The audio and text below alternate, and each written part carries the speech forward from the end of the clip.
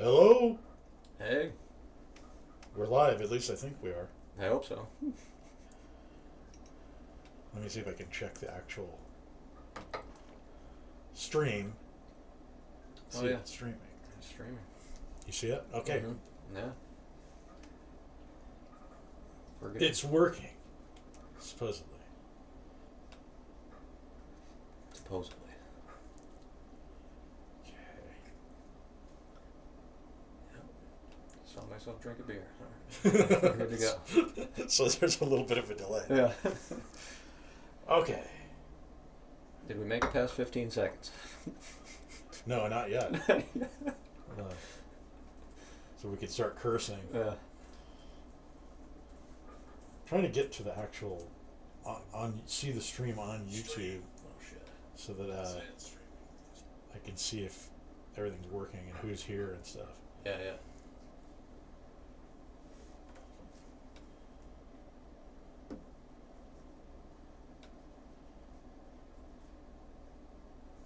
See it? Okay. Because I can't even tell if anybody's here yet. It says 6 people are watching.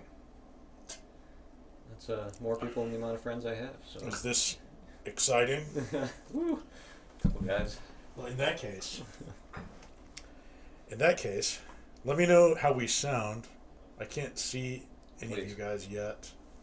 I'm trying to get to the stream so I can see the chat. My name's John. I'm Ken. Kenny. Kenneth. Whatever. My friend Kenneth. And there's no specific topic for this thing. We just wanted to start doing it and just see what happens. So that's what we're doing. We like to talk, so figured why not? And if I could just get to but I just want to see the chat. So I'm assuming a lot of people here, like, they know who I am. I make films, worked in animation for a long time. I don't now because the industry collapsed and it cast me out to the streets. The slow, inevitable takeover of the artificial intelligence has begun. Yeah, I think that's part of what's going on. And I also do like I've done consulting, religious consulting on film and television. I write. I'm a Catholic apologist. Catechist? And a catechist. There's lots of different things that we might end up talking about here. And what about you, Kenneth? Well, there's not really much to tell. I'm kind of a regular dude. I work for a government agency, believe it or not. It's true. It's nothing like stellar or anything. It's true. Put paper in holes is basically what I do. I enjoy long walks on the beach. No, I like film as well. I think from maybe a different standpoint. Instead of like making traditional movies, I make more obscure things. Although I'd say Sock Baby is pretty obscure. So from your roots, but no, I like more stunt type stuff. Into video games and tabletop RPGs. Just kind of a boring guy, hobbyist, if you will. I don't have as many ists at the end of my identifiers as you do, but No, I currently work as a security guard. I've had a very interesting life, but I'm just now I'm just being very ordinary. I feel like there was some farming involved in yours as well. Yeah. I grew up on a farm. Grew up on an almond farm. And actually, more than grew up, I lived there until I was in my 30s. And that's when I made my film. While I made Danger Element while I still lived on the farm. A lot of the scenes were some of the scenes were actually filmed there. Huh? Yeah, it's we filmed a lot of it in Modesto, like around the farm where I grew up on. Is the opening scene in there, like from the farm? Let's see. Because like that breaks into the car Oh chase. yeah, the opening scene that was actually filmed mostly like my friend Ben. He grew up on a rice farm Oh, nice. in Atwater, which Okay. was kind of nearby, down the highway a little bit, and like we filmed the opening scene with the car and everything was filmed on his family's farm. Oh, It was cool. a rice farm. Nice. Yeah, I was always like trying to, as I was watching, because I've never seen your family farm, so I was like, oh, that's got to be there or whatever, you know, like. But I always wondered about that. That's cool. So they're saying that they can hear us, but the video is buffering, which you Okay. know, I guess I'm not surprised by that. No. That's Stefan Girl. Stefan Girl actually helped quite a bit promoting the Eon Blade Kickstarter, so he's here. Oh, hell yeah. Happy to have you, man. That was really fun, by the way. The day of filming in this very room. Oh, that's right. Kenny's in the movie. He plays a character called Friar Lawrence, and he's in the trailer. So if you watch the trailer, he's the guy smoking, and he's like strange dudes. Played myself. I mean, And it was filmed in this room. I think I was sitting in this exact spot, actually. Yeah, you were sitting there, and I was sitting there. Yeah, I think I've smoked more cigarettes in that day than I have in my entire life. I think that was really showed my lung capacity. Well, it was in the script that the character was smoking, and then I was like, "You don't really have to do that if you don't want to." And then he's like, "No, I want to do it." But I was like, "Okay, like let's." There, he had two scenes, and I was like, "Let's just do one scene with smoking." And then, like by the end of that scene, you were like sick. Yeah, no, I was really lightheaded. I had to like skip lunch and cool down. I like sat on the couch and just drank tons of water. Yeah, so I was like, yeah. So let's only do one scene of that. I wasn't quite the man I thought I was. I thought I could power through it, but Because we basically had this blocking segment where you'd walk around this table and light the cigarette and start smoking it, and then sit down. And then you'd smoke throughout the entire rest of the scene, and you had to do that several times. you had to light a new cigarette like every time, and it was probably like 30 times. And we had like the pile of like used cigarettes that we had to burn down and whatnot. So like to have continuity through the stuff. Yeah. So The ashtray was filling up with cigarettes. Yeah. And you have to like empty take it them out. away. That was fun. Yeah, that was cool. Yeah, I look a little different now. I've lost a few pounds in hair since then. Yeah, because you grew your hair out in the beard and everything. Yeah, that was a glorious beard. Yeah, it was great. I think my wife said it was kind of like a refrigerator, so I know she wasn't too happy with it because Your beard was like a refrigerator? well, with all the leftovers. That Oh, yeah, okay. It was full of leftovers. And it would smell like a refrigerator from time to time. That's just part of the job of having a manly appearance. Yeah, I don't like. Actually, for a long time, I didn't like having the beard, because it's like they make it seem like you're letting yourself go, but in actuality, it's like much more maintenance. It's much more maintenance. Unless you're a hipster, then that's kind of part of the you just let yourself go, and it's How long did you grow yours out though at its peak? I think it only took me like a month to get it to the length that it was in the film. Oh, right on. I feel like it's longer there now than it was, or am I just misremembering? No, it varies because like now I have it, so it'll get longer and then I'll trim it, and it varies. It's pretty cool how much you filmed like in this location for that, like, and the variants of scenes that you filmed, like full on action scenes and. Well, yeah, like so we're sitting in a room that was built for the film, right? So like my wife Cassandra, who's in the other room, she designed like all of this stuff. She was the art designer, so like she did all of this. And then there's another room, a whole other room that represents a totally different location, We shot a big fight scene and everything. That was Helt's apartment, right? Like, Yeah, Father Helt's apartment. But they said so. We just turned a few rooms of the house into sets for the film, which was a way to save money, I guess. No, But I think it also just makes it easier because we can just do it here. Everything can just be here. You know. yeah, I think it's optimization. That's what I would go with. Stefan says, "It's a pleasure to be here and watch and listen." Nice. Yeah, he like promoted like every day of the Kickstarter. Was Oh, that's promoting awesome. Everything. That way, at least 10 people will see the movie when it comes out. You know, no, I jest, but So should I like give sort of an update on Eon Blade? I guess? yes, please. So, Eon Blade Part 1 is like pretty much the production is pretty much finished. There's one little scene that needs to be filmed, and by little I mean that it's of course a problem that needs to be solved, and I don't know how I'm going to do it. But it's one short scene that needs to be filmed. The rest of it has been filmed. It's mostly edited.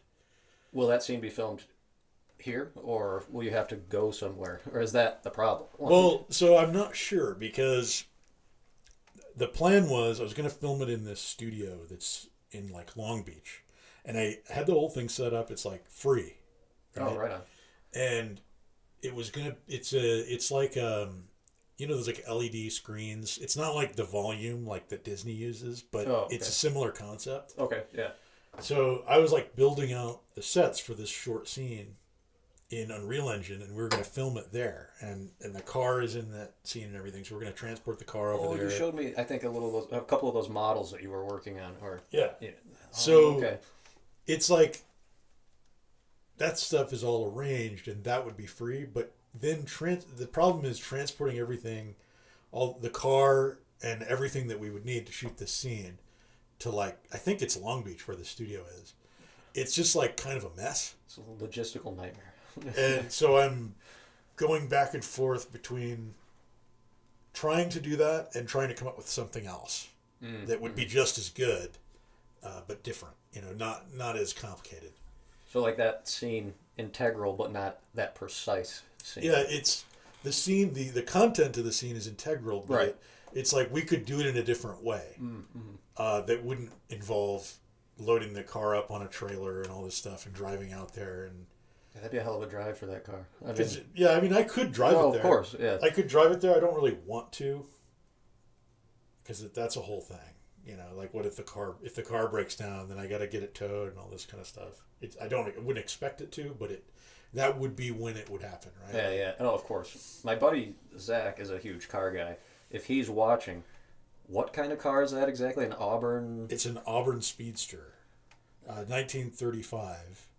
Auburn Speedster, but it has like a Chevy 305 and automatic transmission and all this kind of thing. So it doesn't have like the original engine and transmission and all this kind of stuff. Such a rad car. Like, I love it. I love it. Yeah, that thing is sick. Remember the debacle it is to put gas in that when we tried to fill up that time? It was like the tank in the hole don't yeah. There's like basically there's like the outside where you put the nozzle for the gas, and then the tank, and there's supposed to be a hose that goes between them. Supposed to be. And it's either deteriorated or it's gone. So you have to pretty much like use a funnel to make sure the gas gets into the tank. But we didn't have one that day. No, we had hopes and prayers.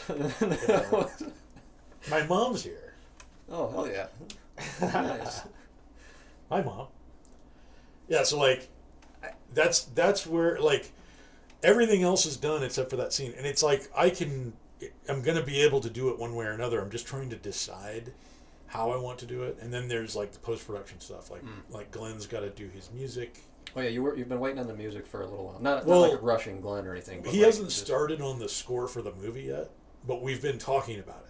Like, how are we gonna do it? Like, what's So that's where we're at. I mean, it's a good place to be. It's better than for sure. It's better than some Kickstarters where they're just like, we failed. We pulled it off. It's just kind of like the last stretch of like doing the post production and getting like one small scene, and That's it. Which is kind of, you want to be on that end of the deal than the other end, like the beginning process.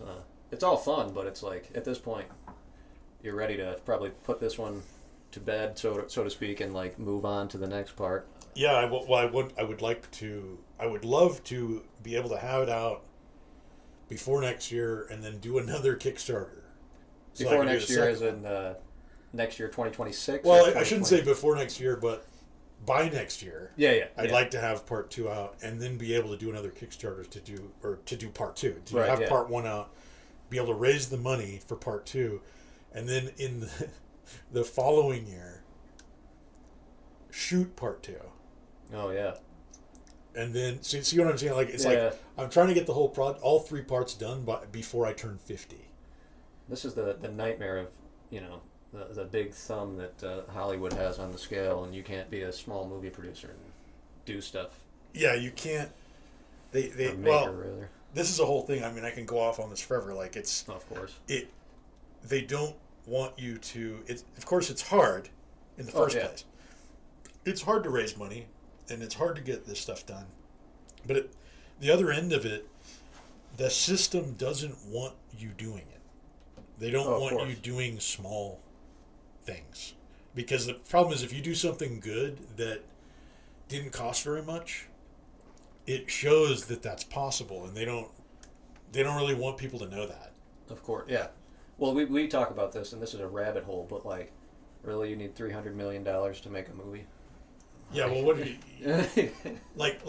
Cassandra and I the other day we watched Frankenstein. Oh yeah. Guillermo del Toro's Frankenstein, and it had $120 million budget. And after it was over, she and I sat down, and I was just like, hey, if you had $120 million,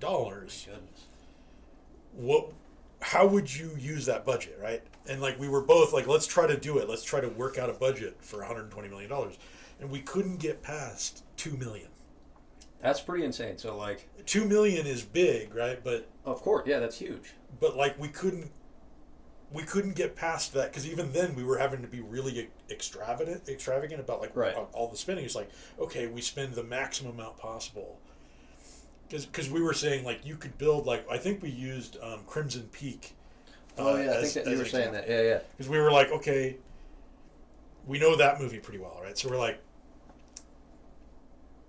if you just built a house, like if you bought a piece of property, yeah, just ground up, yeah, and just built a house that had all the rooms that you needed to film that movie. Yeah, like specifically design the rooms for that. Yeah, and you decorated it and you furnish it and everything. Like, we were kind of going like, we could probably do that for like a couple of $100,000 or less. Or, you know, I mean, like depending on where you did it. The building itself, maybe it'd be $1 million. You know, like to build all of it. $120 million. And then and you build it, and then you furnish it and all that. Let's say $1 million, okay? And then what do you do?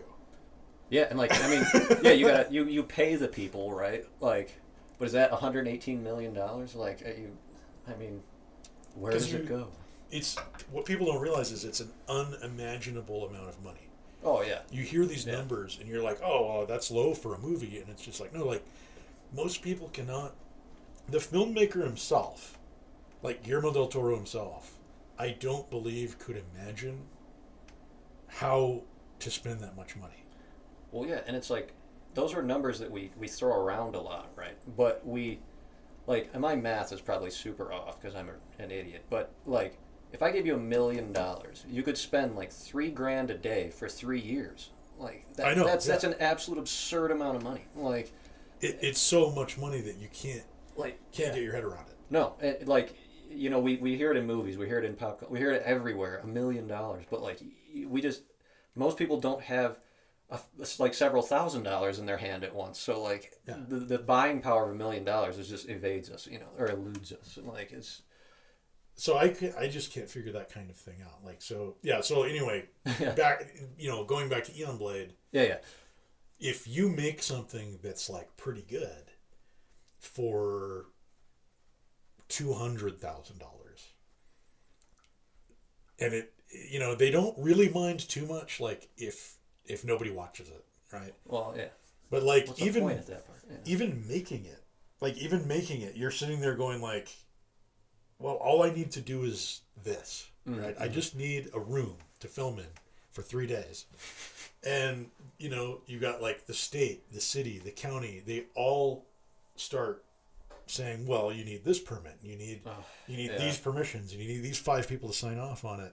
And then if you have SAG actors, which I had too, yeah, you have to deal with that too, so they really don't want you to spend small amounts of money. Like they really want it to be, and I have theories about the reason. Well, I think like you also were mentioning the whole bureaucracy of it all, saying like to film in that one spot for like 10 minutes or whatever, you had to go through the county, and then the paper trail had to go up and up and up and up and up through so many different people just to film like a 5-minute thing at like a private location or whatever, or like it was the high school. Yeah, the high school. Yeah, like it was the local high school here, and I was like, I just needed a backdrop for the scene that looked like buildings, because there's it's supposed to take place in Glendale. Oh yeah. And I was like, we're up on top of a mountain, and I was like, oh, like if I filmed in the parking lot of this high school, the buildings of the high school in the background will look like part of a city, right? So I talked to the principal, and he was like really excited about it, like immediately. Of course, right? And he's like, the only thing is you got to like email these people. And that turned into like a 4 or 5 week back and forth with like the county and the school district and all these people that are not involved. Like, they're down the mountain. They're not even up here. Humans like to complicate everything, dude. and it came down to like the contract too. Like the contract had like how they're supposed to be credited, like how the district and how the county are supposed to be listed in the credits, all that kind of stuff. And it started with like, the principal was like excited to help. Yeah. So you're like, this should be easy. And then by the end of it, I've got this government document that shows that I'm allowed to be there and all this stuff. And I swear we were there for like 30 or 40 minutes filming. That's just bananas stuff. I did get a comment. It said the audio. Mila said the audio is a little choppy. So. Yeah. Well, it's. I saw that too. Oh, is that Mila? I don't know. I can't see those comments. Like she just texted me on the. Because I saw that too. But other people are saying the audio's perfect, but the video's choppy. Oh. So she's getting the worst end of the deal. Because she can't understand what we're saying. Bless you. But yeah, that. So I always mispronounce this, and we talked about this beforehand, and I'm going to do it again. But Eon Blade. That's how I say it. Okay, Eon Blade. How many years after the danger element does it take place, or did I just completely miss that? Did you put that out there already, or? The script says that Jitney hasn't seen. Well, Billiard says this. He says that he hasn't seen Jitney in 8 years. 8 years, okay. And I was assuming, because I wrote it in I wrote the first draft of it in 2014. Okay. That was before Danger Element was even released. So I was sort of guessing, Was Danger Element 2017? Yeah, that was when it finally was released publicly. When did you started working on it? 2006. So I wrote it. So I wrote the script in 2006. We started filming it in 2008. We filmed like the first 12 minutes of it, and then just released it on the internet. Oh, nice. Okay. Because then we made it in like 13 parts. Wow. So I could try to raise little bits of money, and try to get took forever to make. There was a Kickstarter tied to that at one point, right? There was a failed Kickstarter because it was in beta. Kickstarter was in beta. Oh, okay. I went to Comic-Con one year and I met these people that were using Kickstarter. Nobody had ever heard of it. And it was in beta. They were like, yeah, try it. So I went home and I created a Kickstarter. It was a beta Kickstarter. And nobody knew how to do it. Nobody knew how to run a crowdfunding. It's like jumping in the deep end, And it's so I'm they approved it. It ran, but I got a few backers, but I didn't know how to promote it. I didn't know, right. What I mean? Well, there's no book on it at that point, at least. And the stuff I've learned now, how we did the last two, you can't just have the thing just sitting there. You have to practically be cold calling people every day. That's what my next question was going to be like. What, because you've obviously been there since, like, I guess the grassroots, as far as kickstarting and crowdfunding.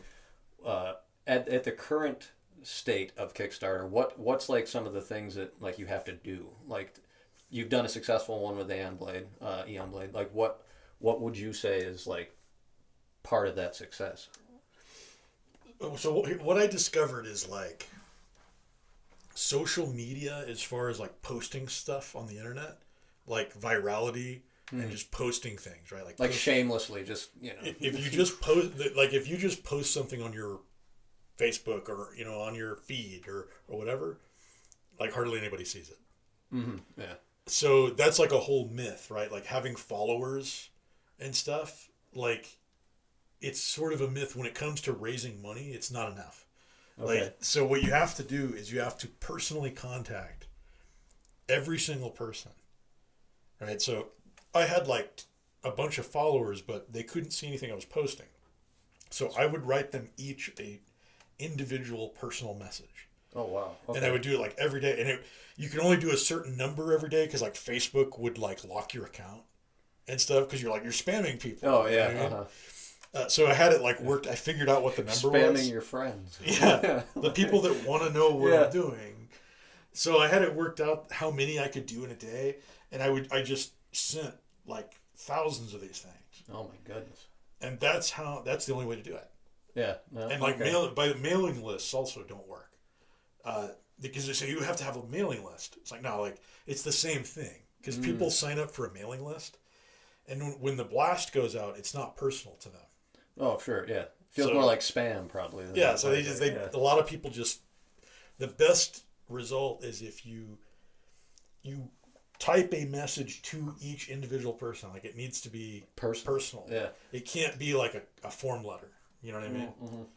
That's the only way. You can't have AI help you with this, man. These are secrets that I should probably sell. Yeah, we're gonna stop talking about that right now. Yeah. No, but like, that's this. People are always looking for what the secret is. The secret is, it's just like it's always been. It's like cold calling, basically. It's like you have to have, not necessarily calling them on the phone, but you're sending individual, like individual messages to each person. Ah, okay, you know what I mean? Yeah.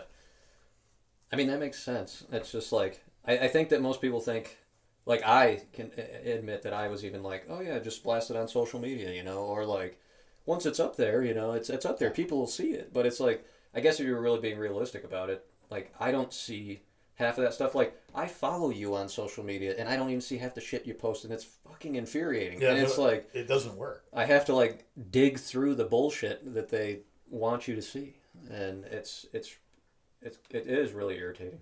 No, it's a total scam. It's a scam. Like they want you to pay for advertising. That's what it is. So it's like you have all these followers. I have like a bunch of followers. I have a bunch of followers like on Facebook, for example. Like I don't know if it's 2,000 to 3,000. Nice. But like we could buy you more if you want. Yeah, we could buy some bots. No, but like they don't see anything. They want to. Like I come across people years later. They're like, I didn't know you did this. I wish that I had known. And it's. I wish you did too. Jesus. And so it's like it doesn't. That's the only way to do it is like just like individual interactions, pretty much. And we're not ignoring the chat. It's just we can't see it very well. So yeah, we're gonna get a monitor, and but, let's see. Yeah, so people just talking about. See, most people are saying the video's choppy, but the audio is good. But Mila's saying that the audio is bad. Yeah. For her, which is okay. There she goes. Must be Sorry, sweetheart. But we were talking about Frankenstein, and then Danger Element, Eon Blade. We just watched the remake of Deathstalker. Oh yeah. And I went into it with incredibly low expectations because these type of movies, although they are my favorite, are always, you can almost bet on them being terrible. And so I had zero expectations, but right from the opening scene, I was 100% hooked, and I fucking loved that movie. It was great. It was amazing. I can't believe that they captured like this blend of like 80s B movie with modern like contemporary cinema. Like they did so well in that, and I'm still thinking about every scene. Like it's just, I mean, hats off to the guys who made it. Like just amazing work. I can't say enough good stuff about it. So that guy, it's the guy that did. There's this movie called The Void. I don't think I've seen that. This is how Cassandra and I discovered him. We watched this like low budget horror movie called The Void, which is it's really cool. You should watch it if you haven't seen it. And then The actor who plays Deathstalker, or the guy that made the movie. Oh, okay. The director, like the writer and director. And then he made a movie called Psycho Gorman. Okay, that sounds cool already. And it's funny, and he does like, he's kind of like my friend Evil Ted. He makes monsters. He makes costumes and Such a and dying stuff. art. I hate it, but it's such a dying art.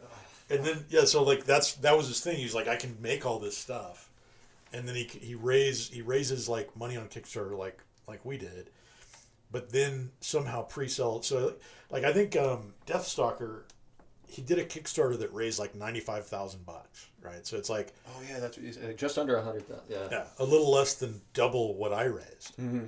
just to do part one of Eon Blade. But then he turned around. He had like people attached and everything. He turned around and pre-sold it for an undisclosed amount. I would bet that it's like $1 million, $2 million, and then he used that to make the movie.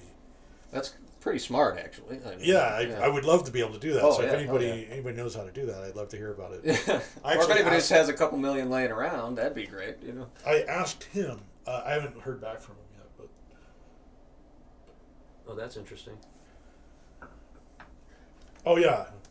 Oh, Stefan's talking about Legion M.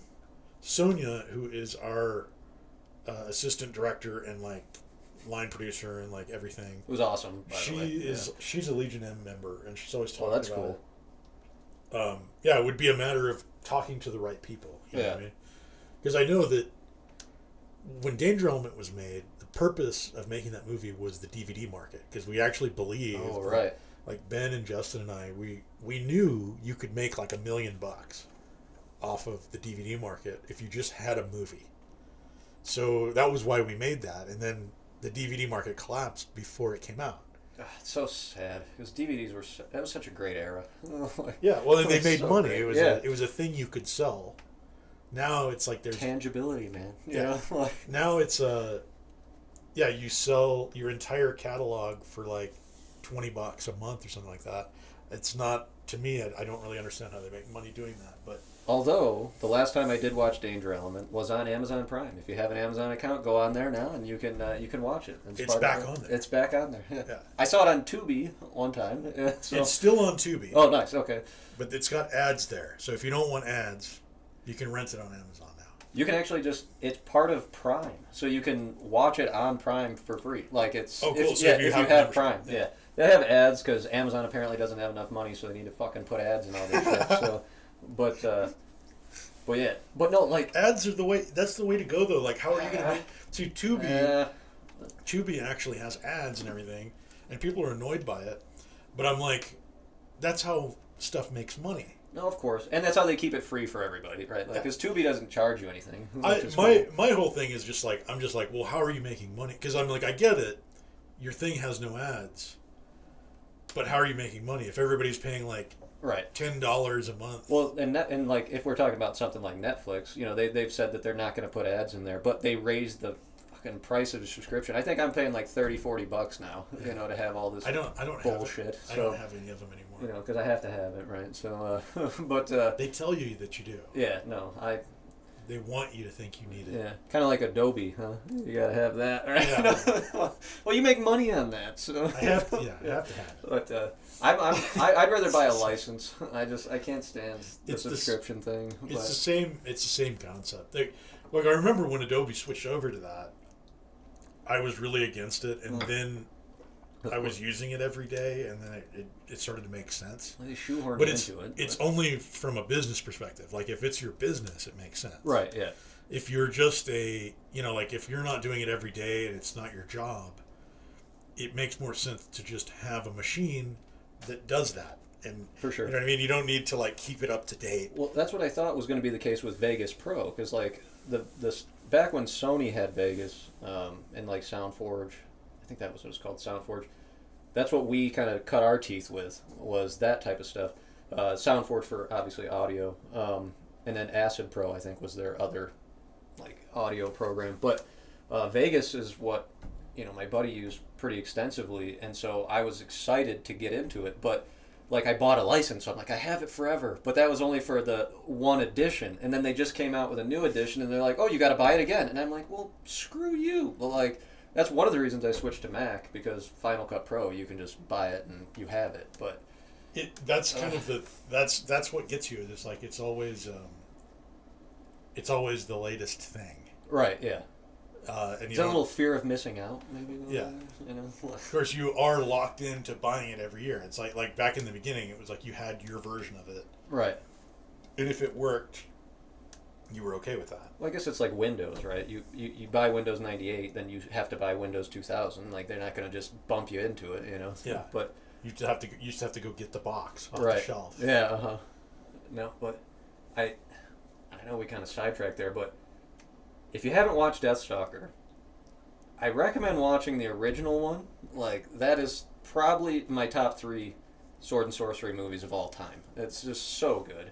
I mean, it's so good that they reuse scenes from that movie in the sequels. Yeah, there's like flashbacks. So bizarre, like full on just stealing it. Like, yeah. Like that part, the party scene or whatever. I don't know why I air quoted that, but like the party scene with the pig dude and whatnot. Like they just took that scene and put it in the other movies. Like, oh yeah, just I don't know why, but don't worry about 2 and 3. Just watch the first one and then watch this new one. And it's so good. Like I forgot about that. Yeah, the actual sequels to Deathstalker. Yeah, they 2 and 3. Yeah, they stole scenes from the first one. Yeah, I forgot about that. Yeah, like the guy who plays Deathstalker is different in the later movies, like 2 and 3.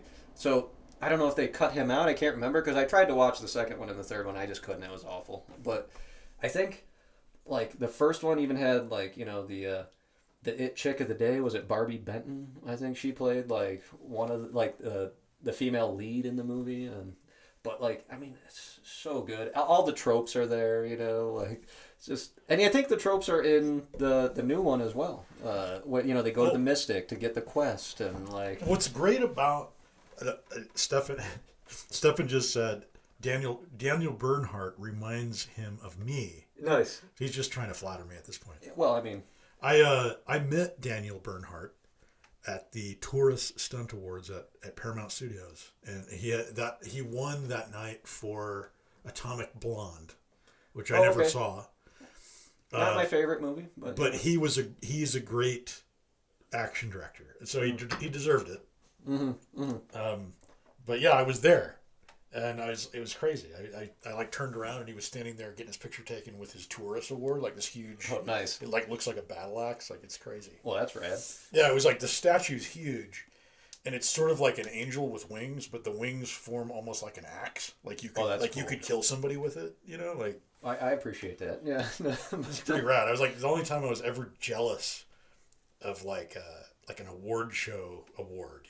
Oh yeah, no, because most of them are just statues that make no sense. Like there's some glob with a plaque on it. I really liked how, I don't know if it was intentional, I imagine it was, but I liked how they laced like humor in there. Like the main villain, when he's in the one scene when he's flying in on this this weird wraith thing, and he's coming to like save the day, and the main guy goes, "What the fuck is that?" Yeah. That was just so bizarre. It was crazy because like it wouldn't have worked. I would have hated that. Yeah. If the thing was the thing that made you accept all of the humor was that it didn't disappoint you on the other stuff. Like no. It was full of like just creative brutality, and like it had It's a good way to put it, creative brutality. Yeah, and it had like the monsters, and it had the structure of like a good sword and sorcery movie. Oh yeah. And it delivered on all of that stuff before every scene was funny. Oh yeah, yeah. Like the two-headed troll bickering between amongst itself was hilarious, and that was like first scene of the movie. Like second, but yeah. Like you wouldn't have accepted the humor of it, not at all, if they didn't pull off the rest of it. And the action wasn't forced. It wasn't like gratuitous. It was spot on. Like I believed that the characters could do what they were doing. Like, you know, the main character, I'm terrible with names, but like the guy who played Deathstalker was really proficient in his moves and stuff. Like I totally believed it. And I was going into it heavily criticizing, like, oh, they got this older dude, like it's gonna be bullshit. But like he delivered a stellar performance in that. I loved every second of it. Yeah, and he didn't go full blown like kung fu performance, like, No. because he's a martial artist, and I thought, well, I wonder if they're going to make it into like a kung fu movie. It's interesting because I didn't even know he was a martial artist based on just watching him. Like he did a really good job being just a barbarian. Yeah, you he know? just played a straight sword and sorcery, like sort of anti-hero. Yeah, it was so good. And like another thing that's cool is like they introduce all this lore that doesn't matter, but it builds the scene. You know, like the two-headed troll. Why are trolls two-headed in this? I don't know. And then they start talking about factions in different countries and stuff or whatever. And you're like, oh, that's interesting. And then they just move along. Yeah. And you're like, whatever. And you know, you're just along for the ride. Yeah, like all the world building stuff is just kind of, there's a town over there and there's these people and remember this war, but it doesn't. It's not totally distracting. It sticks to the main sort of through line of the story. Oh yeah, for sure. I don't know, just really surprisingly good. Like it's not nothing. There's never a boring moment. No. Every scene is fantastic. Like every scene is entertaining and interesting to look at and funny. I loved it, man. I truly did enjoy it. I went into it like, because we were reeling off Red Sonja, and I you know, like I haven't watched it yet. I don't know if you tried to watch it. No, you and I were talking about because we, this is like the trifecta, right? Like there's Conan the Barbarian, Conan the Destroyer, and Red Sonja, and like I think you and I both love all three. All three great movies. Yeah. So it was kind of like, okay, they made a new Red Sonja movie. Yeah. So we're gonna have to watch it, right? And then we never really got around to it. And you tried to watch it. I got about 2 minutes in before I turned it off. Yeah. I don't know if, I will try to watch it again. I'd probably rather watch it with you this time. But I just... So that disappointment that I had carried over into Deathstalker. Because I was like, dude, Deathstalker, one of my favorite sword and sorcery movies of all time. They're going to botch this. Especially since Red Sonja came out. And I was going into it very pessimistically. And then... the first scene, you see, like, a guy get his head split in two. And I was like, okay. Yeah. Like, it reminded me of The Walking Dead when Rick shot the little girl in the face. I was like, okay, I'm hooked. Like, if they're going to push the opening of Deathstalker where the guy's, like, in profile, like, sawing the guy. Yeah, sawing the guy. Yeah, it's just like, all right, I'm in. Like, I was pleasantly surprised with that, man. Like, so, I will give Red Sonja another chance. I just hope it's not a girl power type thing. But, It just doesn't... It very much looks like in the 90s, when they would do sort of TV level productions. Yeah. I don't know if I would say that that's a bad thing. No. But right out of the box, you can see it's just like, this is not going to be like... You can almost tell what it's going to be like. Whereas Deathstalker, I was like, well, I wonder what this is going to be like. Yeah, no, I went into it with certain expectations, and I love both of those movies. I think they did justice to Deathstalker. I'm hoping Red Sonja did, because Red Sonja, I mean, you got big shoes to fill. Schwarzenegger was in the movie, I know. It's just, And it's a killer movie. Like, people sort of laugh at Red Sonja, like the old Red Sonja. It's like one of my favorite movies ever. Ernie Reyes Jr. is in that, I believe, right? And he's like... At that age, he was already like a high-level martial artist, which is just insane. Like, yeah, it's so good. It's a killer movie. I love it. Absolutely. So, like, that's my question is, like, why would you make another one if you weren't going to do something better than that? Right. I did like, and I don't know if it was in the trailer or. I think it was in the trailer or one of the trailers I was watching for Red Sonja, and she's, I always have this criticism of, like, bikini level chainmail, like, it's like, that's not going to do anything. And, like, I think they give her that, and she's like, what is this? And he goes, well, the fans will love it, Like, yeah, it's like an so arena. It's like, yeah, oh, yeah. Because, like, I think the comic book character, that's, like, how she's dressed. Exactly, yeah. So, like, in the old Red Sonja movie, I think they just kind of did away with that, and they just made more of a comic, a Conan movie, really. But like more or less, yeah, she wasn't like scantily clad. I don't believe. yeah, But, I can't really remember, but like I don't know, it was better. Everything was better back then. I love Conan the Destroyer. Like everybody oh yeah, says it went to, and of course Conan the Barbarian is like, one of the greatest movies ever made, obviously. yeah, I agree with that. But like Destroyer is very much like reading a Conan book.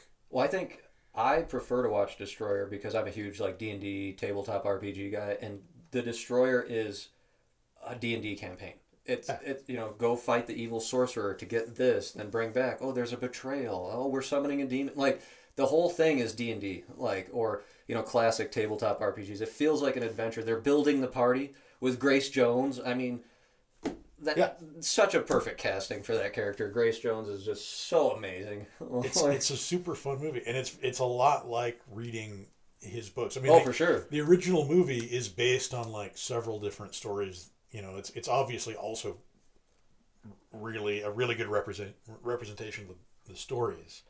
Oh yeah. But the second one, it's just like, oh man, like this is like reading like a pulp fantasy. Oh, story, so good. Solomon Kane also. He's the creator. Is it Howard who created Conan? Like Howard. I can't remember his first Robert E. Howard. I think is something like that. Yeah, and he Solomon Kane. That they made a movie about that, which I think I haven't read any of the stories, but the movie is so good. If anybody in the comments or whatever who's like interested in that type of stuff, Solomon Kane is so good. I remember the opening scene of Solomon Kane. Oh yeah. I can't really remember much else because the opening scene is like crazy. It's where he fights like deaths or like the Devil's Reaper, like he has this like confrontation with that. Yeah, it's amazing. Yeah, it's a great scene. Now the whole story is basically this terrible, like plunderer Solomon Kane goes to plunder this temple. He meets fate and he decides to renounce his ways. Becomes this like almost monk-like character, renounces all violence, and then just inevitably gets pulled back into it, and is like, okay, God, if this is what you want from me, this is what you got, and he just goes completely hard after that, and it's just trying to save a family. It's like very Puritan, like the Puritan pilgrimage type thing. I think Solomon Kane, the character, is a Puritan, at least in Howard's stories. I can't remember. He's definitely dressed like it. Yeah, the movie I've forgotten. I know that there was like a strange kind of thing where he stays at a monastery, and it's clearly like a Catholic monastery, which But then that was an interesting choice. But the character is supposed to be a Puritan. Like I can't really remember how that all fit together. No, you're exactly right. And he's doing like weird like Da Vinci Code penance on himself. Like he's got all these like scarifications and whatnot. Yeah, stuff with but here's the thing. I've never read. Like I like Robert E. Howard. I've never read his Solomon Kane books.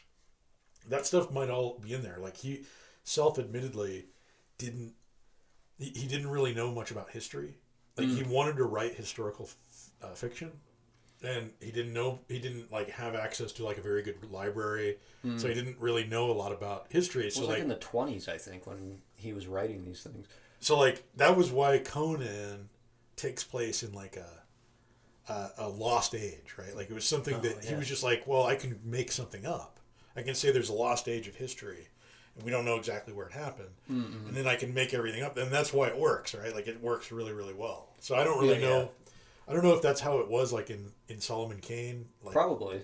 I mean, like you can definitely see historical precedent there. Like but like you said, it's a weird blend because at least in the film, I don't know if that was how much, leeway they took with it, but yeah, that's like it's obviously a Catholic monastery. Like how faithful was it to Howard's stuff? Yeah, right. And this might be an unpopular opinion, but since we're talking about him, the Jason Momoa Conan movie is exceptional. I don't know if you've seen it. I love that movie. A lot of people just are turned off because it's not Schwarzenegger, but that movie I feel follows the lore very well. Like at the time I was reading a bunch of Conan stories, and then the movie came out and I was watching it, and Momoa has some killer lines in there that like directly relate to the lines that Conan says. It's phenomenal. Such a great movie. I only saw it once. Ron Perlman's in that, I can't. The opening scene of that movie is so incredible. If I just could watch that, I'd be fulfilled. Like, it's young Conan and like the men of his tribe are going on this awakening ceremony, and they don't want Conan to go or whatever, but it's you got to carry an egg in your mouth around this trap. I remember that. Yeah, and they get like attacked, and young Conan comes back with like all these heads where the other boys are, they've gotten scared and just abandoned the quest, and he comes back with all these heads, and Ron Perlman is his dad, and he drops the heads and then spits the egg out, and it's like, oh shit, like this guy is no joke, and he passed the test. And Ron Perlman, I just love him. He's the best Cro-Magnon that ever lived. My friend Dylan is here. Oh, nice. Dylan did fight choreography and like stunt coordination. Oh yeah, Dylan. Okay. Beyond Blade. Yeah. All right. And it was great. It was like a last minute. Well, I don't know how last minute it was, but it was like I didn't have anybody to do that, and I asked Dylan if he wanted to come out. And Dylan's an amazing dude. And I was like, do you want to come out and work on this with me? And he would just came and like basically filled the role of like a stunt coordinator and a fight choreographer, and it was a huge deal. It turned out great. Well, Dylan is like a wealth of knowledge when it comes to martial arts. Like, that dude knows his stuff, and I thoroughly enjoyed, Dylan, picking your brain in the kitchen about martial arts, man. Because I remember when he got here, you guys were talking about. Oh yeah. Like, because you studied Aikido and stuff, right? Taekwondo. Taekwondo. Yeah, I would love to study Aikido. I know. You have an interest in like. Yeah, it gets so much hate, but I really like that martial art, I guess. And I don't care. I'm a huge fan of Steven Seagal, so like I think he's like Hollywood's most badass. You and I have talked about Seagal a bunch, and it's like so many times. It's it's because as much as you hate to say it, the guy actually does know what he's talking about when it comes to like combat, like what he talks about basically is like, I'm interested in martial art that would work on a battlefield. Right, and that's basically like Aikido's like sword techniques almost, like and it's the kind incorporated of thing, in there. It's very popular now that people are like, oh, you got to go to the ground and do grappling and all this kind of stuff, which I think is propaganda. Like, what he was saying was like, you can't do that on the battlefield. No, right? So like you're gonna full guard on the battlefield, like, and that's. Oh, sorry. No, I was just saying, like, that's something that I think about in my head all the time. Is like, there's three types of fighting, right? There's combat sports, there's martial arts, and then there's like killing mechanisms, right? So like, if like people are always like, Steven Seagal wouldn't last in the MMA. No shit, because that's not, martial arts is like a way of life. There's philosophy incorporated into it. There's belief system. It's a whole like mind, body, soul experience type thing. Combat sports, you're adhering to a set of rules to score points to like gain a victory, which I'm not saying like an MMA guy fighting you or me is going to be at a disadvantage. He'd probably whoop our ass. But like to think that like Brazilian Jiu-Jitsu is like the end all be all, like you're not going to beat like a Green Beret with like Brazilian. There's so many different aspects of it. Like, why would you even compare the two? Like a very popular podcaster said that boxing only works if you agree to the rules. No shit. Like, so Brazilian Jiu-Jitsu, Judo, like all that stuff only works if you agree to the rules. So I think Steven Seagal gets a lot of hate. As far as martial arts goes, it's undeservedly. Now, maybe the guy is a dick. I've heard like many stories of like working with him, he's an asshole, but that dude's a martial artist. You can't really say he's not. Basically, he's strange. He's gotten up to some weird things. He's a rough dude. He hurts people, you know. But he does basically have like a lab in Dubai where he studies martial arts, and he like brings people in. It's that's all like, he does have some level of knowledge about that kind of stuff. I mean, imagine being a white dude at a young age. I think it was 19, somewhere around there. Went to Japan, learned the culture, the language, the art, and then started teaching the Japanese Aikido. Like, that's you're telling me that doesn't account for anything? Like, that's crazy. That guy, he's a martial artist. Not saying he's going to get in the UFC and beat like Yeah. Conor McGregor or anything like that. But Neither, like, neither am I. yeah, no, of course. Yeah. I just get worked up over it because I like that guy. Wait, Stefan. Okay, Stefan was asking, John, do you think they could make another Conan film with Schwarzenegger to close out the Conan trilogy? Well, they were going to. Yeah. They were gonna make King Conan. King It's Conan. like, Yep. like you know how like at the end of Conan the Barbarian, and it's at both of the movies, he's sitting there on the throne. Yeah. You know, he's the crown on a troubled brow. Caught troubled brow. Yeah. They were gonna do that, and actually they were gonna do it pretty recently. Yeah, I was gonna say I think a few years ago there were rumors about that like resurfacing. And it somehow fell apart. But yeah, I would love to see that as long as it was good. You're never going to get another John Milius to make the movie, which I think you would need something like that for it to be really good. But Yeah, like there'd have to be a lot of trickery if Schwarzenegger was into like too many action sequences. Like there's a great movie I love. It's called The Last Stand. It has, well, I think it's a great movie, but it's got Schwarzenegger, Johnny Knoxville. Like he plays this like rough and tumble sheriff, and you know he's old. It came out not too long ago, and he's fighting and stuff. And they did like camera trickery and stuff to make it look like he's still like a tough dude, and it worked. I love it. Like me and Mila actually just watched it the other day, but I think I know what you're talking about. yeah, it's really kind of a fun actiony, but like it's serious. It's rated R, I think, so there's like blood and gore and people getting shot, but it's also fun, kind of I guess in the line of Deathstalker. But, King Conan would be great. I've been waiting for that movie forever.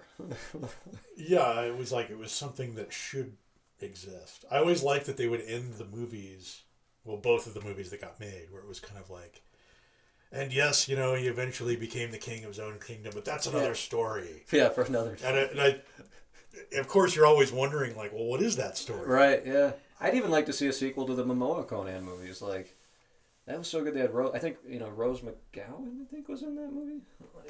She played like an evil sorceress.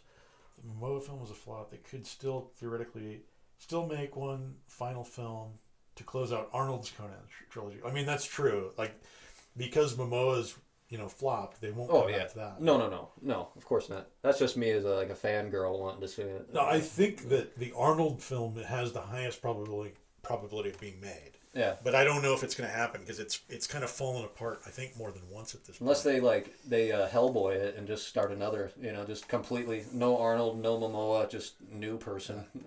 That's been like something that was like nobody wants to touch it after Arnold. It's got a stigma. Like, I think they're great. I don't think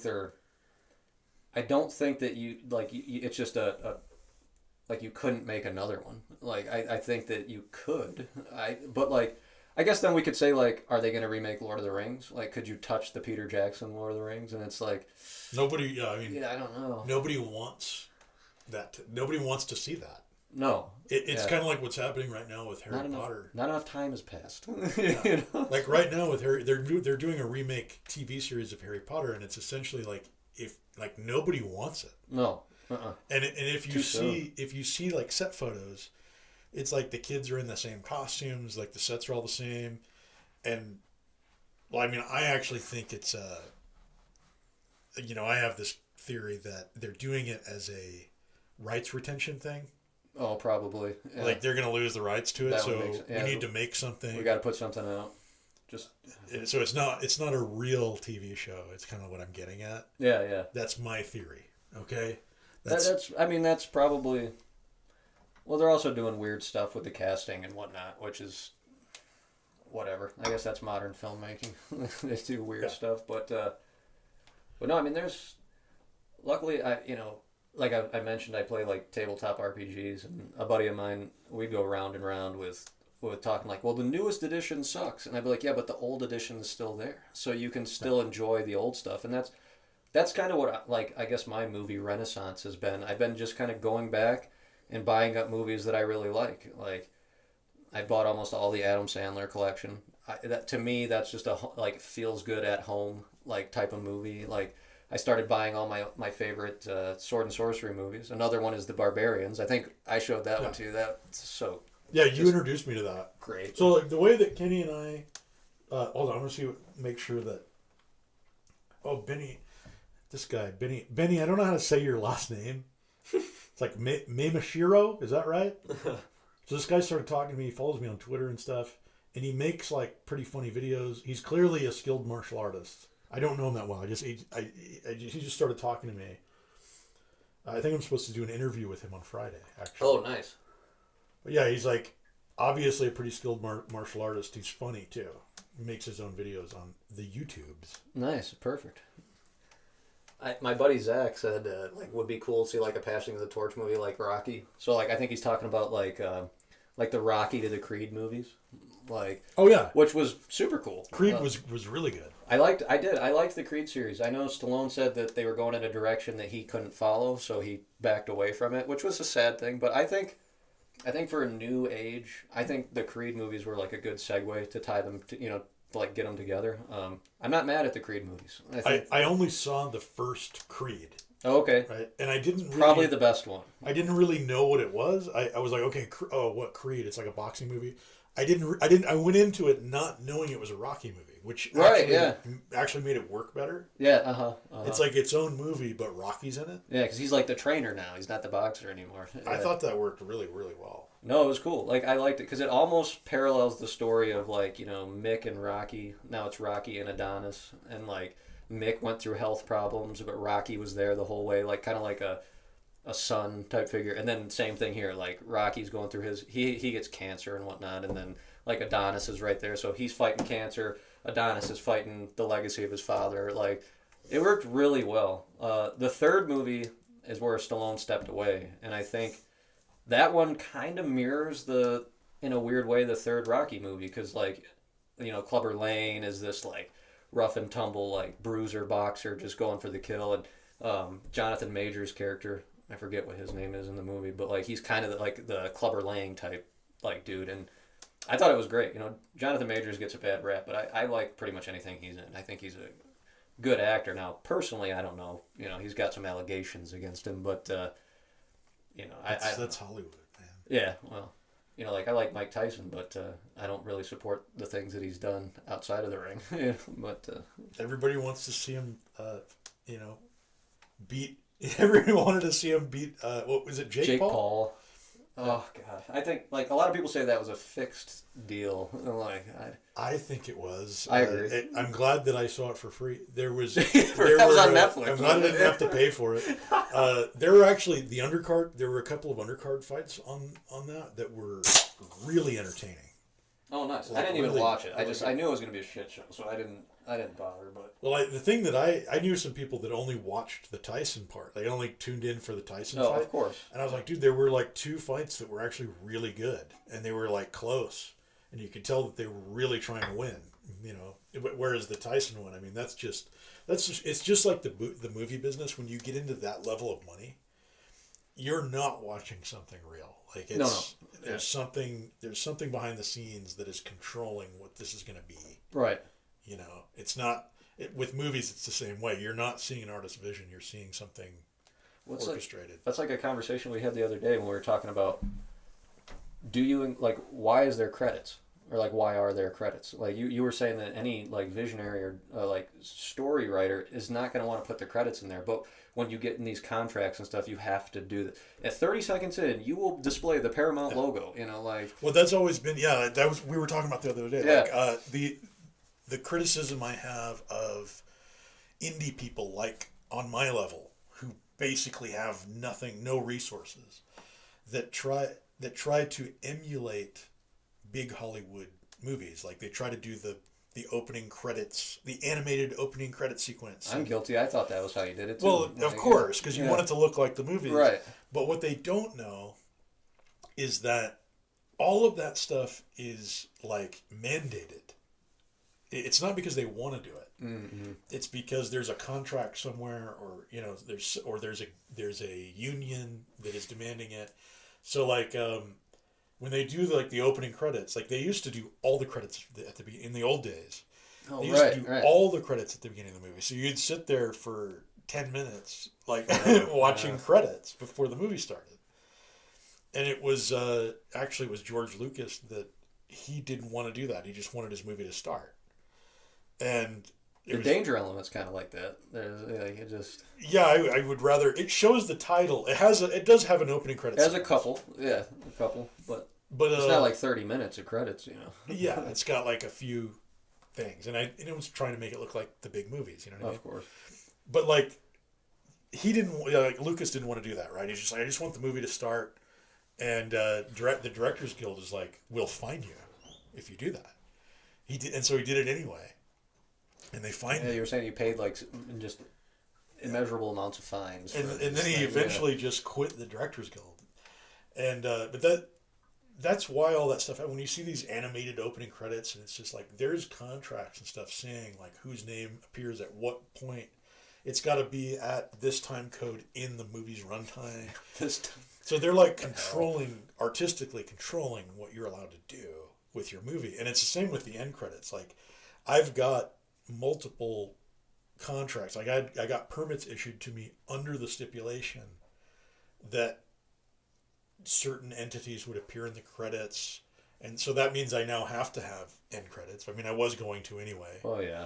But it was like, that's the reason you have that stuff, is that people are making you do it. Mm-hmm.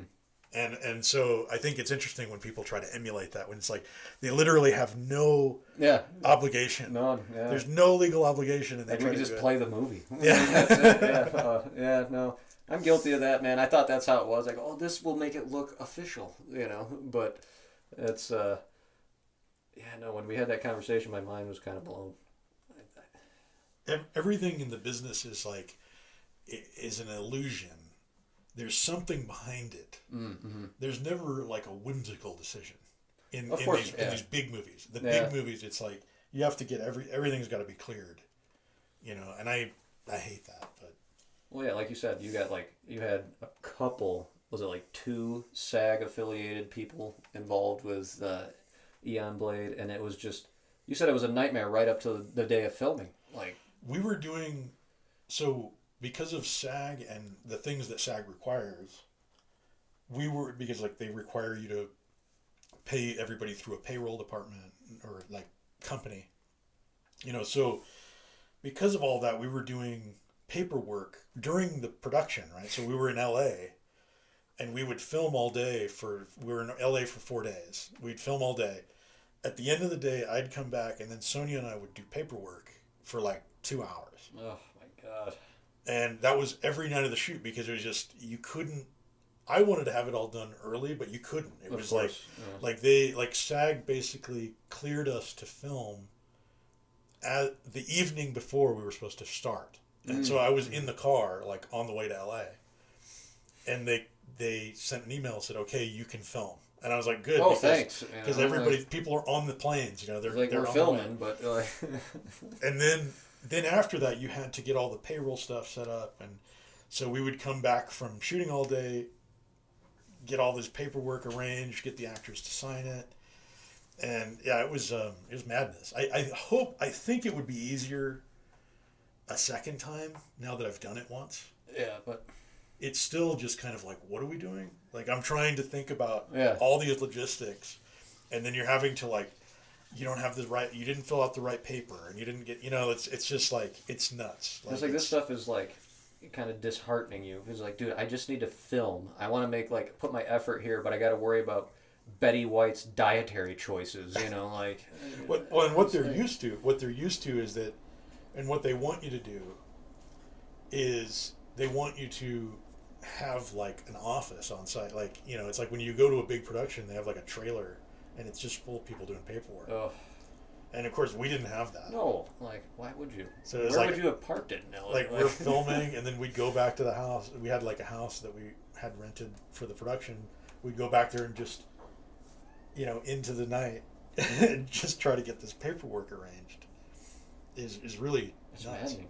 Like, Mila and I worked on this, proof of concept trailer type thing. It was like. It was pretty rad, but like that's why I'm tying this into my Betty White comment, right? Like they wanted Betty White in the thing, but she had like a list of demands longer than my arm. Like, Oh yeah. I gotta have my own trailer. I gotta have vegan cuisine. I gotta have like this and that. And it was just like, all right, Betty, we're not gonna bother with that, you know. And, Yeah, and it's always like that with like bigger stars too. It's like if you're getting some of these big people, you know, Robert Downey Jr. or something. Oh Jesus, yeah. You're gonna have to bring in like a whole town's worth of people. What you're doing is you're hiring the Robert Downey Jr. company, Oh right, yeah.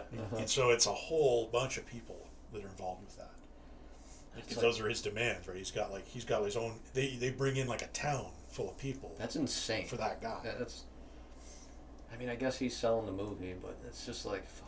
Like, I don't get it personally. I'm trying to like rationalize it, but it just doesn't make sense. Like you're a human just like us. Like It's the kind of thing where it's like if I hear that and I'm just like, well, we'll just go with somebody else. Right, agreed. Yeah, because like on that same production, Eric Roberts, and he's not a low budget actor. I mean, he's been in tons of stuff.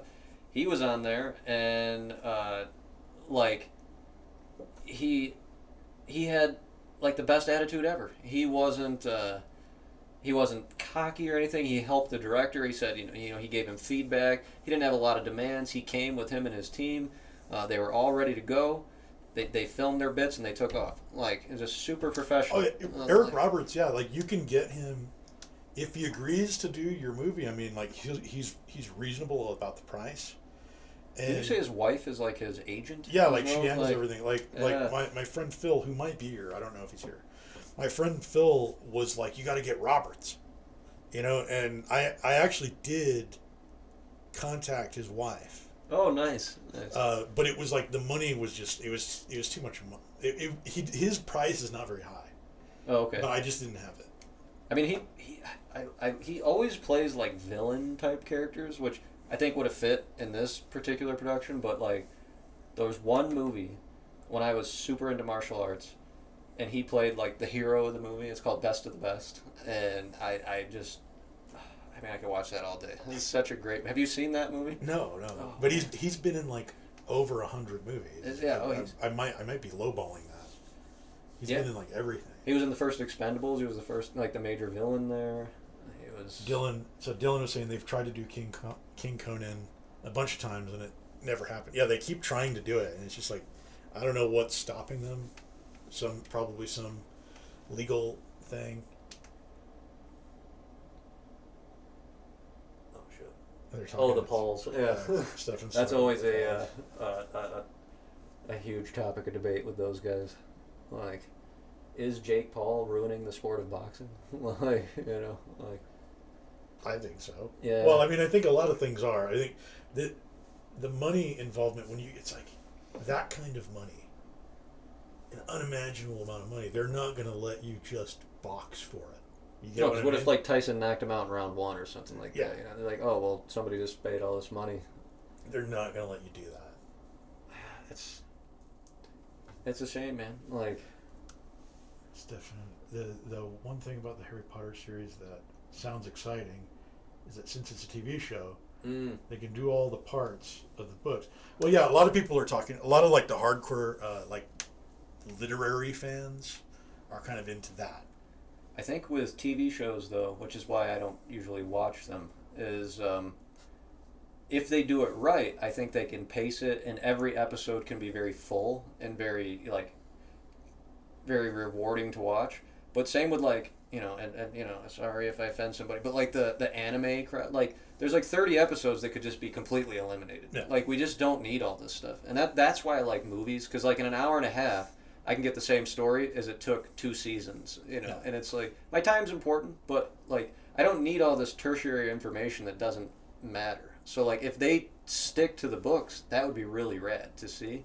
But it's like, would they do that? Like, Yeah, like I've read the first Harry Potter book, and the movie is like scene for scene.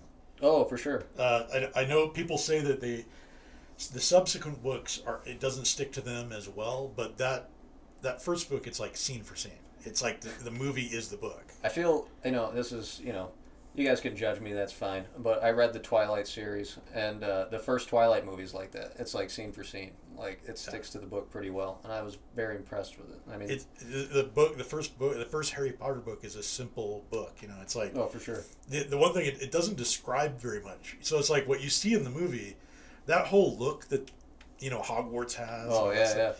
That's from the movie.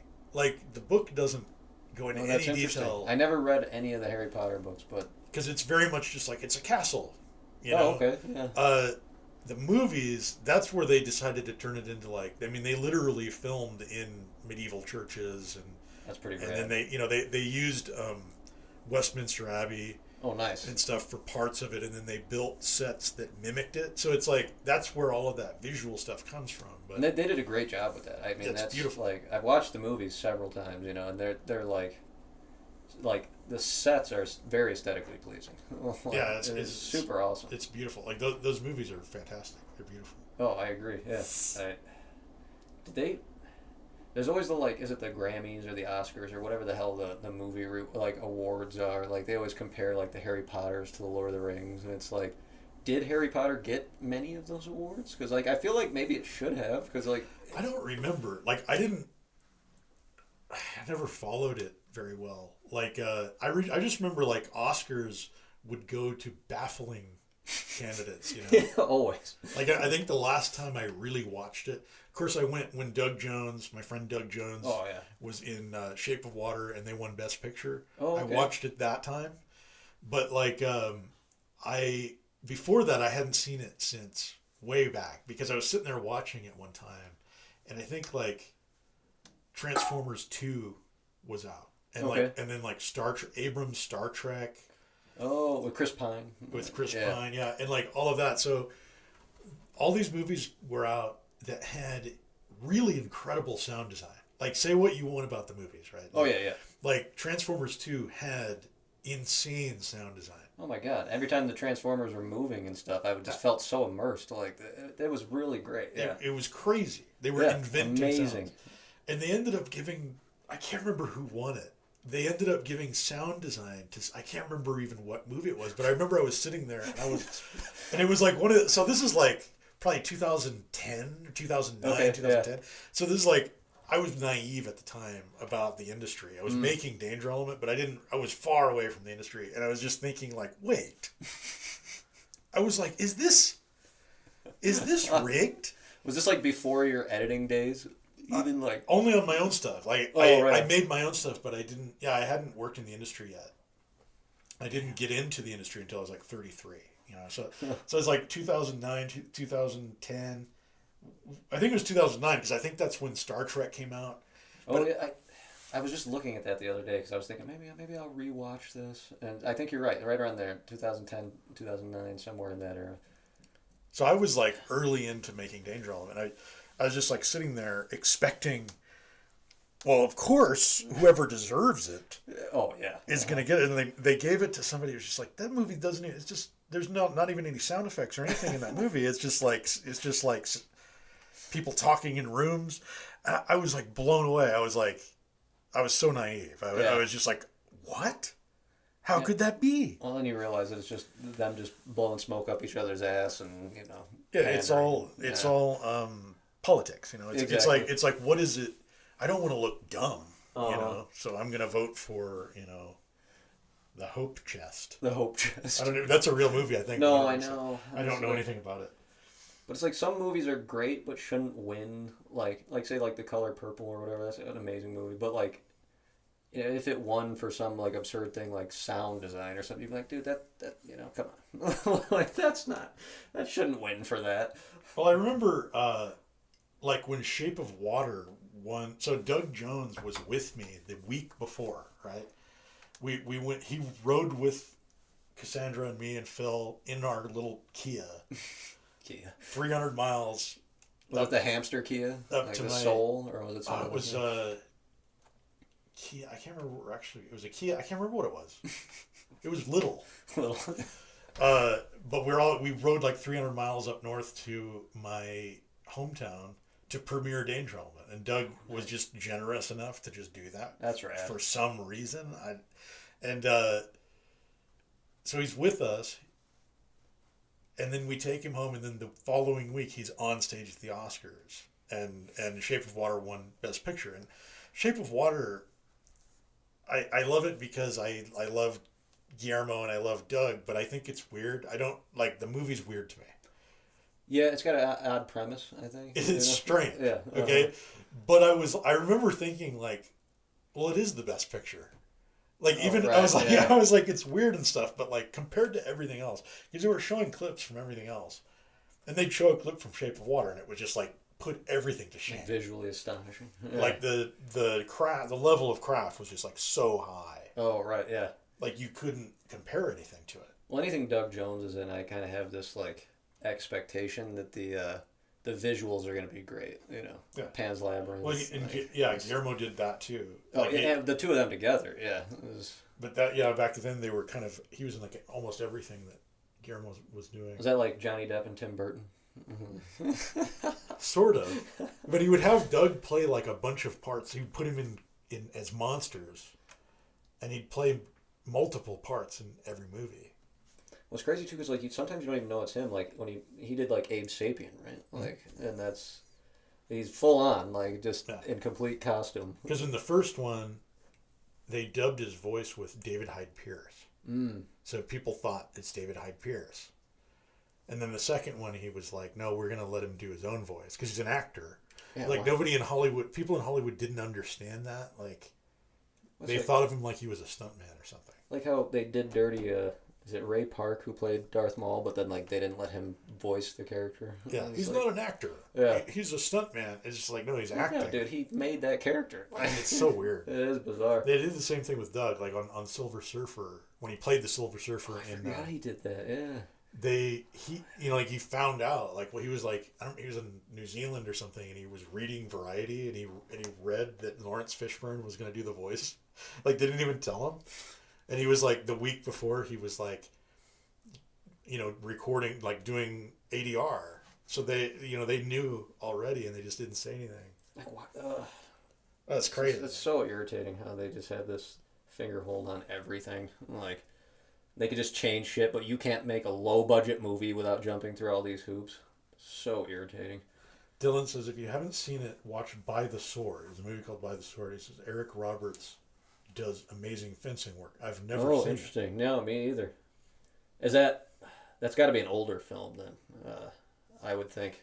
Is it around the time of Best of the Best, Dylan? Do you know? Or...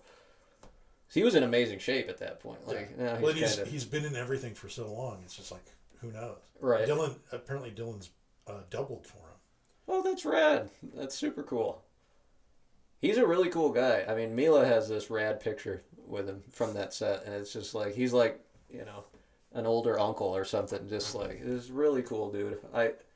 It was great. I was happy because I got to tell him how instrumental Best of the Best was to me. And he, of course, just laughed it off. But, like, but he was really cool. He was trying to get out of there. So he didn't want to hear some, like, swooning. I don't want to talk to swooning fan, But, no, it was great. Like, he was in a lot of, like, I feel like, maybe not a lot, but there's a weird Stallone movie called The Specialist.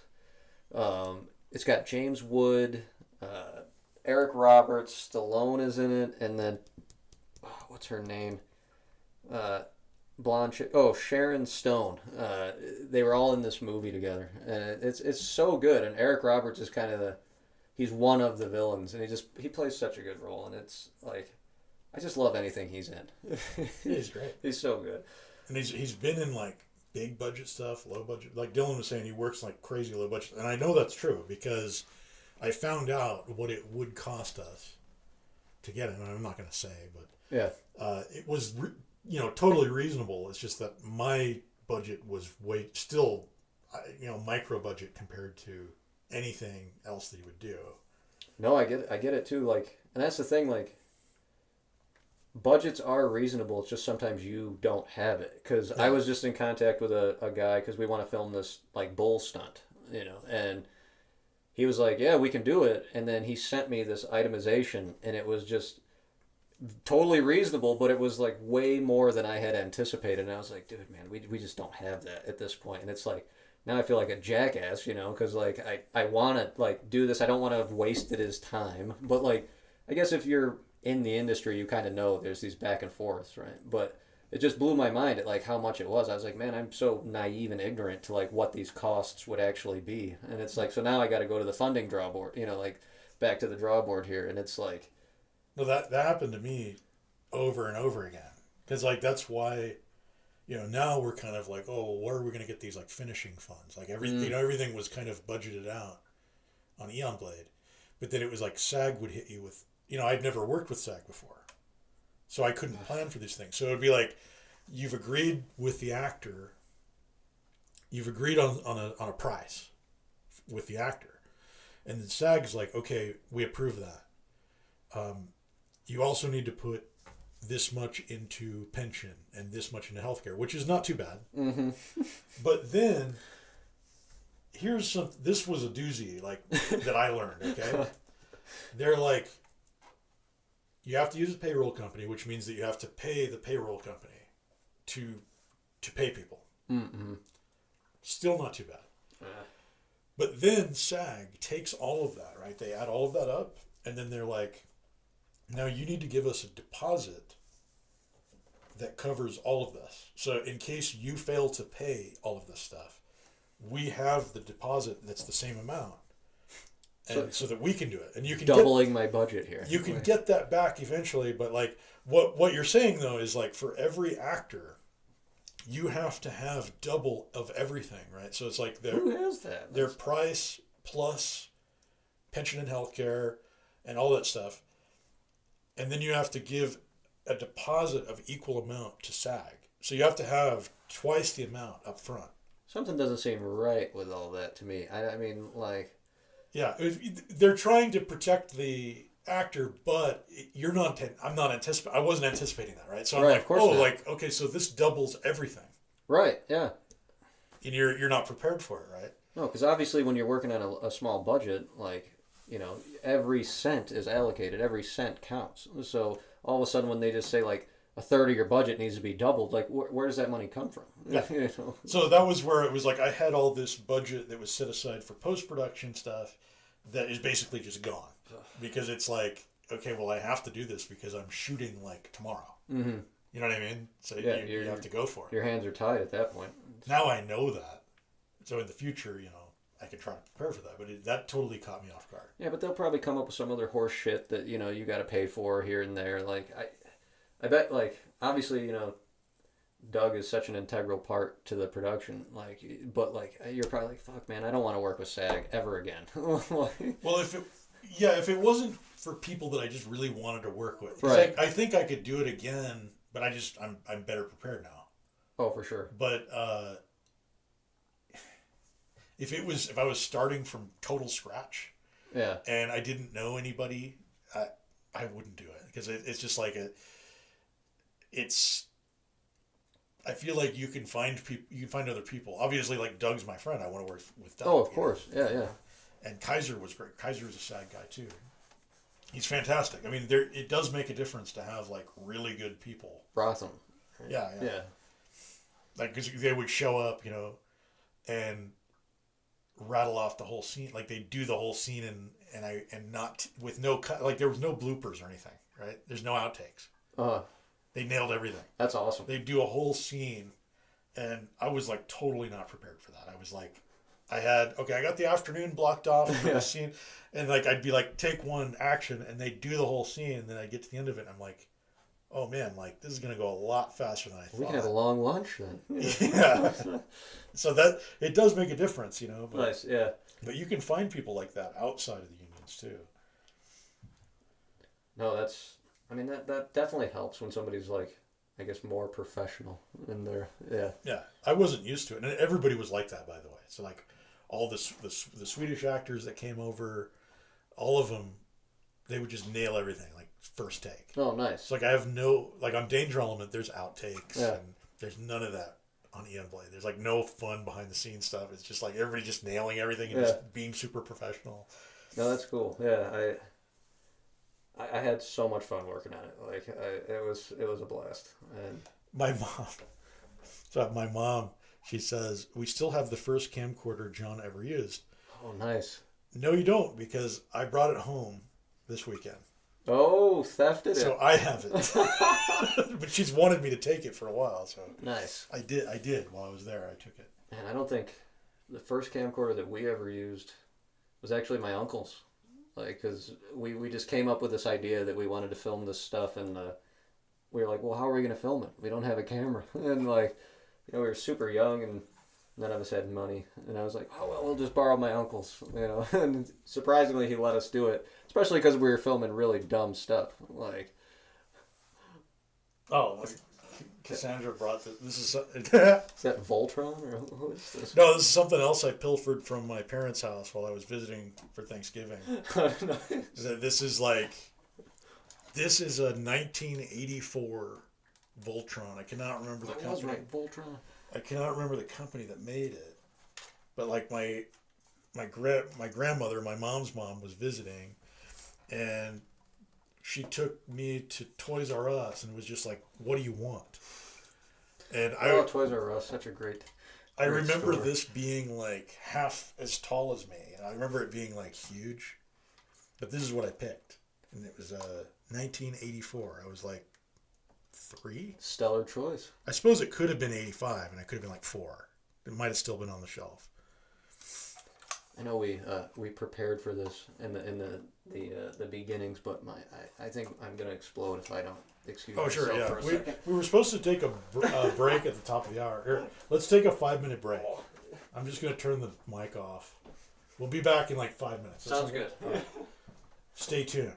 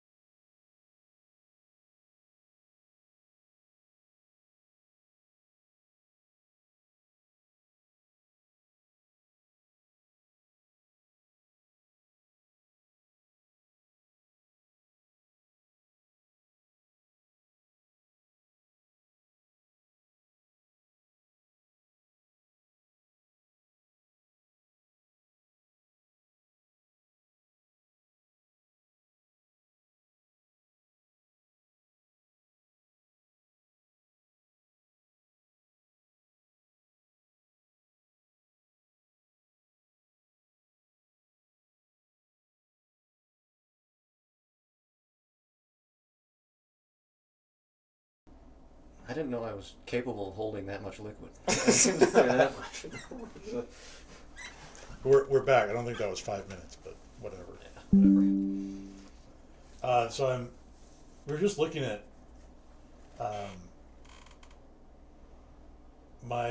so I next time I'll try to figure out a better way to do video because it's like overloading. Like, oh, hold on.